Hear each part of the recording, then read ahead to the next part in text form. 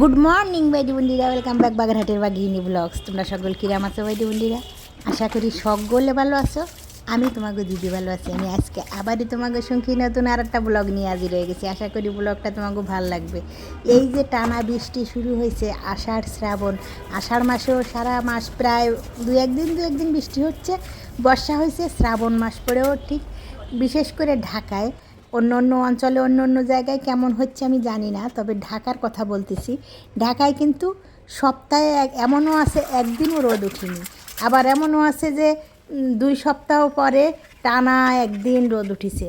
এই কয়েকদিন আগে 2 সপ্তাহ পরে টানা রোদ্দুর উঠেছিল, এখন আবার বৃষ্টি শুরু হয়ে গেছে। এমন বৃষ্টি, মানুষই অবশ্য লোকেরা কথায় বলে যে রথযাত্রা শুরু হলেই টানা বৃষ্টি শুরু হয়, আর যতদিনই রথযাত্রা শেষ না হবে এতদিনই বৃষ্টি শেষ হবে না। এরকম একটা মানে আর কি ঠাকুমা দিদিমা এদের কথা আর প্রচলন একটা কথা আছে যে রথযাত্রা শুরু হলেই রথযাত্রার থেকে শুরু করে শেষ রথযাত্রা পর্যন্ত ফিরে আসা পর্যন্ত একভাবে বৃষ্টি থাকে। আসলে ব্যাপারটা কি জানি না। রথযাত্রা তো সবসময় আষাঢ় শ্রাবণ মাসেই, অনেক সময় বিশেষ করে আষাঢ় মাসেই পড়ে, শ্রাবণ মাসের প্রথমেও পড়ে যায়, অনেক সময় আছে। বর্ষাকালে যারা গ্রামে থাকেন, যে লোকজনরা, তারা শুধু ভাবেন যে যে আমরা গ্রামে থাকি, কাদা চারিদিকে, পা বাড়ানো যায় না ঘর থেকে, যেদিকে যাব সেদিকে কাদা। অবশ্য তেমন কাঁচা রাস্তায় এমন একটা মফস্বল শহর বা হোক আর গ্রামে গঞ্জে অজপাড়াগা হোক, সব জায়গায় এখন রাস্তাঘাট প্রায় জায়গায়ই পাকা রাস্তা হয়ে গেছে। আর যদিও বা পাকা রাস্তা না হয়ে থাকে, প্রায় জায়গায় ইট হয়ে গেছে, ইট ইজ সোলিং প্রায় গ্রামেই হয়ে গেছে। এখন যত বর্ষাই হোক না কেন, অতটা আগের মতন আমরা যখন ছোটোবেলায় যে হাঁটু অবধি আটেলে মাটি একদম পাড়ায় স্কুলে গেছি, সেই হাঁটু অবধি পাড়ায় আবার স্কুল থেকে ফিরছি, আর সারা বর্ষাকাল ওই রকমের যেখানেই যাই না কেন একেবারে হাঁটু অবধি কাদা, এরকম ছিল। এখন আর পাড়ায় ওরকমের গ্রামে ভাঙা লাগে না, ওরকম কাদা আর হয় না। তারপরেও অতিষ্ঠ মনে করে গ্রামে গঞ্জের লোকেরা যে বর্ষাকালে খুব একটা মুশকিলই আছে। কিন্তু ঢাকা শহরে যে কি মুশকিলই পড়ে, ঢাকা শহরবাসীরা যারা আর কি ঢাকায় থাকে, বসবাস করে, শুধুই তারাই বুঝতে পারে।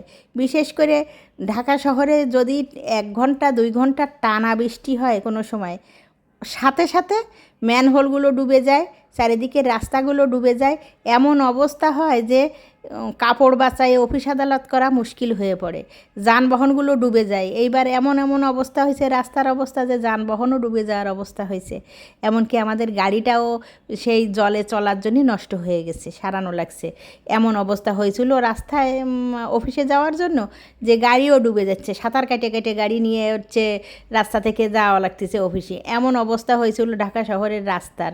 মানে শুধু গ্রামে গঞ্জেরাই যে ভাবে যে বর্ষাকালে মুশকিল, আসলে কিন্তু তা না, শহরেও মুশকিল, এমনকি রাজধানী শহরেও মুশকিল, যে জল জমে যায় প্রায় রাস্তায়, বেশিরভাগ রাস্তার ম্যানহোল ডুবে যায়, এই মুশকিল। আবার আমাদের ঘরের ভিতরে যে জামা কাপড় শুকানো, তারপরে হচ্ছে সব কিছু যে ধোয়া কাচার জিনিসপত্রগুলো ঘরের মধ্যে দড়ি টানায়ে, তারপরে এই যে হাতে পলিথিন বেঁধে সুন্দর করে এই কাঁঠাল ভাঙাটা আমি নতুন শিখেছি। অনেক আগে তো মা ঠাকুমা দিদিমা এরা হচ্ছে, তোমাদের একটু দেখাচ্ছি আর কি সেইটে, এরা হচ্ছে হাতে সর্ষের তেল মাখাইয়ে, তারপরে ছুরিতে সর্ষের তেল মাখাইয়ে বা বটিতে সর্ষের তেল মাখাইয়ে তারপর ভাঙতেন। কিন্তু এখন আমি এই জিনিসটা শিখেছি যে পলিথিন হাতে দিয়ে ইনস্ট্যান্ট একটা পরিষ্কার পলিথিন যদি হয়, সেই ইনস্ট্যান্ট পরিষ্কার পলিথিনটা হাতে পেঁচায় নিয়ে তারপরে এইভাবে কাঁঠাল ভাঙলি পরে হাতে একটুও আঠা লাগবে না, এবং কোনো ধরনের কোনো জায়গায় লাগে যে পরে বিরক্তিকর একটা পরিবেশের সৃষ্টি হবে, ওইটি আর হবে না।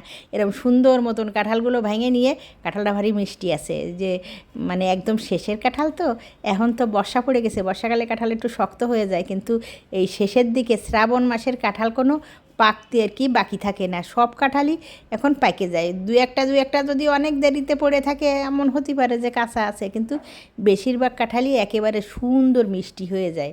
আর যদি বেশি বর্ষাকালের কাঁঠাল যদি বেশি গাছে বেশি সময় থাকে, ওই সময় আবার অনেক সময় হয়ে যায় কি পাইনসে হয়ে যায় এবং গাছ বেরোয় যায় গাছে বসেই, আঠি থেকে শিকড় বেরোয়, মানে বেশি পাকা হয়ে গেলে এই শ্রাবণ মাসে বৃষ্টির পরে দেখা যায় যে শিকড় বেরোয় একেবারে বেরোয় আসতেছে আঠি থেকে, এরকম হয়ে গেছে, গাছ হয়ে গেছে ভিতরে। সেই কাঁঠালের কোষগুলো আবার ভালো লাগে না, যেগুলো ওরকম গাছ বেরোয় যায় বেশি পাইকে ভিতরে বসে আর কি আঠিতে গাছ বেরোয় যায়, ওইগুলো তো আর কি শিকড় বেরোয় যায়, ভাল লাগে না বেশি।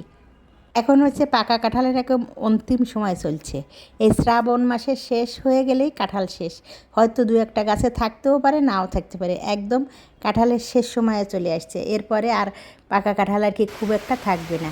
এই দেখো বাইরে কেমন ঝরছে, এই দেখলাম একটু থামছে, এই আবার ঝরঝর ঝরঝর করে একভাবে ঝরছে তো ঝরছে, ঝরছে তো ঝরছে, সকাল থেকে রাত, রাত থেকে সকাল, সারাক্ষণ চলছে তো চলছে, চলছে তো চলছে একভাবে।